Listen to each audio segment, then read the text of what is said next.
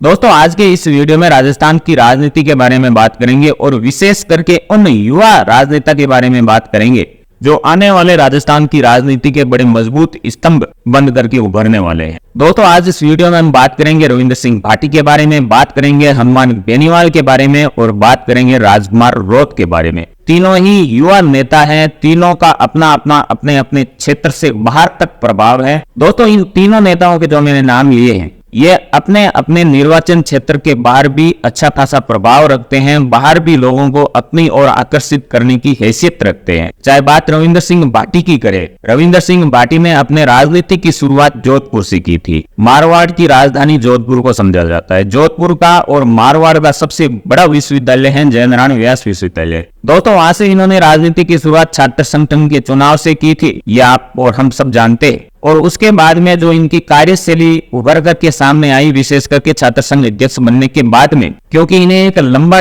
Period मिला था, लंबा टाइम मिला था काम करने के लिए। अपना जो राजनीति में काम करने का तरीका है उससे लोगों को रूबरू करवाने के लिए रविंद्र सिंह भाटी को एक लंबा समय मिला। बीच में कोविड आ गया। 3 साल का समय किसी भी छात्र नेता के लिए आने वाली राजनीति को प्रदर्शित करने के लिए बहुत ज्यादा होता है। उसमें रविंद्र सिंह भाटी को हम भाग्यशाली मानेंगे कि 3 साल का समय मिला और इन 3 सालों में रविंद्र सिंह भाटी ने जोधपुर के जो आसपास के 8-10 जिले हैं वहां के स्टूडेंट इस यूनिवर्सिटी में पढ़ने आते थे। जब रविंद्र सिंह भाटी से उनका सीधा कांटेक्ट हुआ, रविंद्र सिंह भाटी की राजनीति उन्हें देखने को मिली, रविंद्र सिंह भाटी के कार्य करने का जो तौर तरीका है वो जब उन्हें देखने को मिला तो वो लोग रविंद्र सिंह भाटी से बेहद ज्यादा प्रभावित हुए। और जब रविंद्र सिंह भाटी छात्र संघ के अध्यक्ष थे तब से ये मांग उठने लग गई थी। तब से रविंद्र सिंह भाटी के चाहे समर्थक हो या रविंद्र सिंह भाटी की विधानसभा क्षेत्र के लोग हो या अन्य क्षेत्र के लोग हो, लोग लगातार ये उम्मीद कर रहे थे कि रविंद्र सिंह भाटी को अगला विधानसभा चुनाव लड़ना चाहिए, क्योंकि जिस प्रकार से रविंद्र सिंह भाटी अपना कार्य कर रहे थे, जिस प्रकार से अपनी बात सरकार के सामने रख रहे थे, वो कहीं न कहीं लोगों को पसंद आ रही थी। और मैं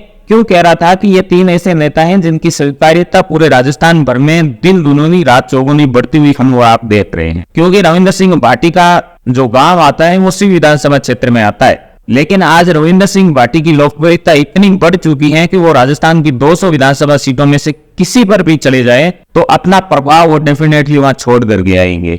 आज हम इस वीडियो में इन तीनों नेताओं की क्यों बात कर रहे हैं, क्योंकि दूसरा जो सबसे बड़े नेता है, युवा नेता है, रविंद्र सिंह भाटी के उम्र के हैं, वो है राजकुमार रोत।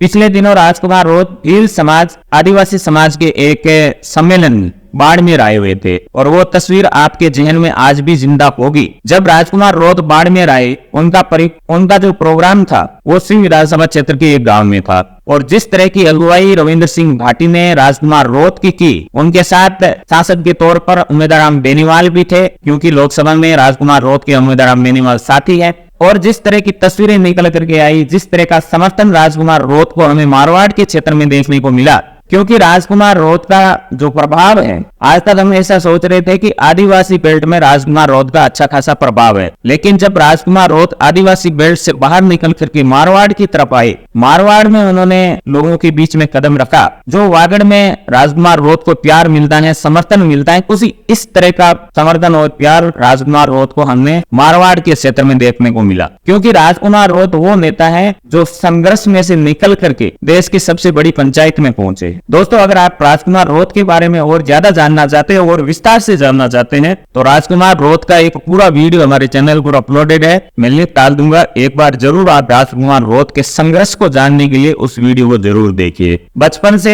पिता का साया सर से उड़ जाता है, बनना मास्टर चाहते थे लेकिन नीति को कुछ और मंजूर था। 2018 में राजकुमार रोत विधायकी का चुनाव लड़ते हैं और 2018 में ही रीट का एग्जाम था, लेकिन टीचर ना बन करके विधायक बन जाते हैं कि 2023 का जो अगला चुनाव है वो भी राजकुमार रोत जीत लेते। और उसके बाद में जब राजकुमार रोत 84 से लगातार 2 बार विधानसभा के चुनाव जीत चुके थे तो लोगों को उम्मीदें और ज्यादा होने लगी कि राजकुमार रोत सच में एक बड़ा नेतृत्व करने के लिए बने हैं। तो उन्होंने जब लोकसभा के चुनाव आए 2024 में तो लोगों ने ये कहा कि आप इन 2 जिलों का नेतृत्व करें। बांसवाड़ा और डूंगरपुर एक बड़ी लोकसभा क्षेत्र है, वहां से राजकुमार रोत ने चुनाव लड़ा। भाजपा ने अपना पूरा प्रयास राजकुमार रोत को रोकने के लिए लगाया, लेकिन वहां की जनता राजकुमार रोत के साथ निडरता से खड़ी रही। ये हमने लोकसभा चुनाव के परिणामों में देखा। दोस्तों राजकुमार रोत क्यों इतना लगातार बढ़ रहे हैं, क्यों सफलता पर सफलता अर्जित कर रहे हैं? क्योंकि राजकुमार रोत आदिवासियों के हक की बात करते हैं। राजकुमार रोत कहते हैं कि जल, जंगल और जमीन, इन पर कुठाराघात कभी ही बर्दाश्त नहीं किया जाएगा। आदिवासियों को उनका हक मिलना चाहिए। और ये जो लड़ाई है राजकुमार रोत की, बहुत बड़ी लड़ाई है। आने वाले दिनों में राजकुमार रोत अपनी इस राजनीतिक लड़ाई को कितना विस्तार रूप दे पाते हैं और जो मुद्दे राजकुमार रोत लेकर के राजनीति में चल रहे हैं उन तक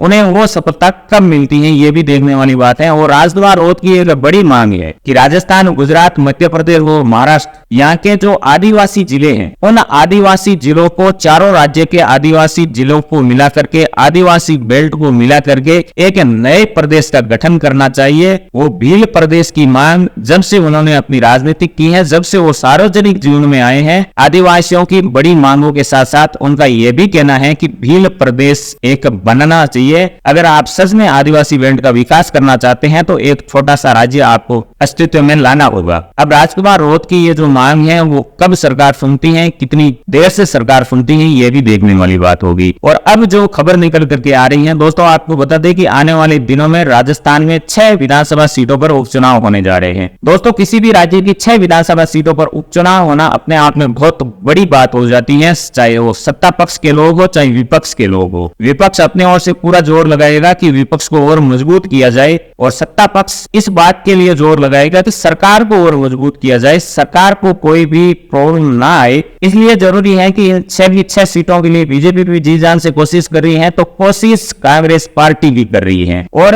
राजकुमार रोत जिस सीट को छोड़ करके सांसद बने थे वो सीट 84 विधानसभा सीट। चीजें निकल करके आ रही हैं कि जब राजकुमार रोत बाड़मेर आए, रविंद्र सिंह भाटी लगातार राजकुमार रोत के साथ में थे, लगातार इनके बीच में बातचीत हो रही थी, चाहे वो उस मीटिंग में बैठे हैं, चाहे वो गाड़ी से जा रहे थे, लगातार इनके बीच का जो संवाद था वो लगातार चल रहा था, कैमरे की नजरों में चल रहा था। अब अटकलें ये लगाई जा रही हैं कि रविंद्र सिंह भाटी राजकुमार रोत के लिए चुनाव प्रचार कर सकते हैं। राजकुमार रोत कितनी सीटों पर अपने प्रत्याशी उतारते हैं और उन सीटों पर रविंद्र सिंह भाटी अगर चुनाव प्रचार करने के लिए जाते हैं तो इसका प्रभाव वहां पर क्या पड़ेगा, क्योंकि सलूम्बर और 84 दो आदिवासी बेल्ट की विधानसभाएं हैं और यहाँ पर राजकुमार रोत का दावा मजबूत है, इनकी पार्टी यहाँ पर काफी मजबूत स्थिति में है। जिस प्रकार की बातें चल रही हैं, जिस प्रकार के समाचार निकल करके आ रहे हैं, उन पर अगर हम बात करें तो क्या रविंद्र सिंह भाटी राजकुमार रोत की विधानसभा सीटों पर चुनाव प्रचार करने जाएंगे तो बीजेपी को रविंद्र सिंह भाटी से कितना बड़ा फायदा हो सकता है। आगे भविष्य की गर्भ में है कि रविंद्र सिंह भाटी अगर निर्दलीय ही ये अपना राजनीतिक सफर शुरू रखते हैं, जारी रखते हैं, तो फिर राजकुमार रोत भी रविंद्र सिंह भाटी के लिए बहुत उपयोगी साबित हो सकते हैं, क्योंकि इस प्रकार का माहौल हमने देखा राजकुमार रोत के मारवाड़ में आने के बाद में, उससे ये तो स्पष्ट है कि लोग राजकुमार रोत के पीछे चलना चाहते हैं, लोग राजकुमार रोत की राजनीति में विश्वास करना चाहते हैं। और अगला जो नाम है आप सबके लाडले हनुमान बेनीवाल। हनुमान बेनीवाल को भला देश में कौन नहीं जानता है। हनुमान बेनीवाल की राजनीति देश के सभी नेताओं की, देश के सभी पार्टियों की राजनीति से बहुत अलग है, बहुत अलग लेवल की है और अलग लेवल की ये राजनेता भी है। और हम देखते हैं कि जो राजनेता होते हैं वो खादी व्हाइट वस्त्रों में नजर आते हैं, लेकिन हनुमान बेनीवाल को हमने और आपने अभी तक जो नेता लोगों की वेशभूषा है, जो नेता लोगों का ड्रेस कोड है, उसमें शायद मैंने तो नहीं देखा है। वो अपने युवाओं के बीच में युवा बन करके रहते हैं। आज भी युवाओं के कहते के तौर पर अगर किसी नेता का नाम लिया जाता है तो सबसे ऊपर हनुमान बेनीवाल का नाम आता है। हनुमान बेनीवाल एक लंबे राजनीतिक पारी खेल चुके हैं, अब तक 2 बार वो सांसद बन चुके हैं, 3 बार के विधायक रह चुके हैं, अपने भाई को इन्होंने विधायक बनाया है। 2018 में 3 विधायक इनकी राजनीतिक पार्टी के हुआ करते थे। और हनुमान बेनीवाल का जो राजनीतिक का दायरा है पहले नागौर तक सीमित था, नागौर से बाहर निकल करके मारवाड़ के एरिया में आया और अब पूरे राजस्थान में एक अच्छा प्रभाव हनुमान बेनीवाल का हम देखते आ रहे हैं। हनुमान बेनीवाल, राजकुमार रोत और रविंद्र सिंह भाटी, ये जो तिगड़ी निकल करके राजस्थान की राजनीति में उभर रही है, ऐसे हनुमान बेनीवाल एक उभरे हुए राजनेता है।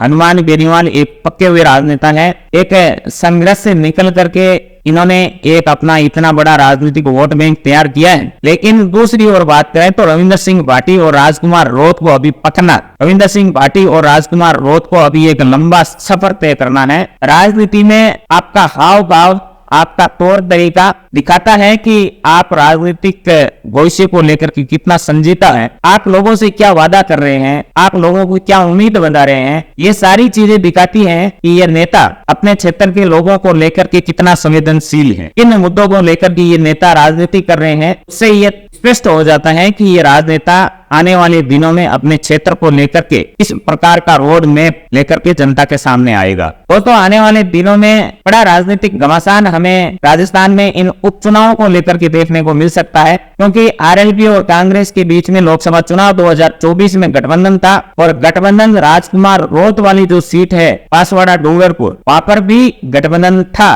अब राजकुमार रोत भी कई बार ये कह चुके हैं कि हम लोकसभा चुनाव में भी गठबंधन नहीं करना चाहते थे, लेकिन सामने से इन्होंने ऑफर दिया तो ना हमने भी नहीं की। वहीं हनुमान बेनीवाल भी ये कह रहे हैं कि हमारा जो गठबंधन था वो लोकसभा चुनाव तक था, अब आगे उपचुनाव में हम क्या करेंगे क्या नहीं करेंगे उस पर आने वाले दिनों में हम खुलासा कर देंगे। और 3 महीने पहले ये तीनों मिल करके चुनाव लड़ रहे थे भारतीय जनता पार्टी के सामने। अभी इन उपचुनाव में अब तक तीनों ने अपने पत्ते नहीं खोले हैं। इन्होंने अब तक ये नहीं कहा है कि हम गठबंधन के साथ चुनाव मैदान में जा सकते हैं। अब स्थितियां क्या होगी, जैसे जैसे दिन नजदीक आएंगे और ज्यादा स्पष्ट हो जाएगी और ज्यादा रोमांचक हो जाएगी। और जो भी स्थिति होगी उन सबको हम आपके सामने लाने का पूरा प्रयास करेंगे। दोस्तों, आपने अपना कीमती समय दिया, उसके लिए आपका बहुत बहुत आभार। अपना और अपनों का ख्याल रखते हुए हमसे जुड़े रहिएगा। धन्यवाद।